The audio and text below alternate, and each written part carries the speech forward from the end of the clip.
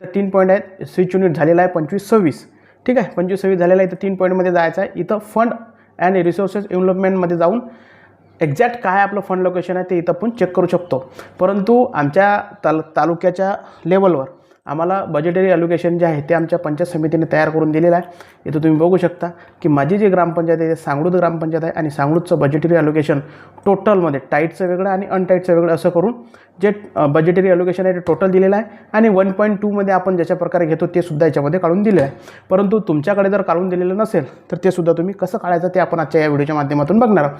ठीक आहे, तर आपण इथं बघा फंड ॲलोकेशनमध्ये गेलेलो आहोत. कसं जायचं, स्विच युनिट करायचं, 25-26 निवडून सबमिट करायचं आणि सबमिट केल्यानंतर इथं 3 पॉईंट आहे. त्या 3 पॉईंटवर जाऊन इथं फंड रिसोर्स आणि डेव्हलपमेंट म्हणून ऑप्शन आहे. याच्यामध्ये एक्झॅक्ट फंड ॲलोकेशन जे आहे ते इथं दिलेलं आहे. अशा प्रकारचा विंडो जो आहे तो तुमच्यासोबत शो होईल. ठीक आहे, फंड ॲलोकेशनचा. आता मागच्या वर्षीप्रमाणेच आपल्याला यावर्षी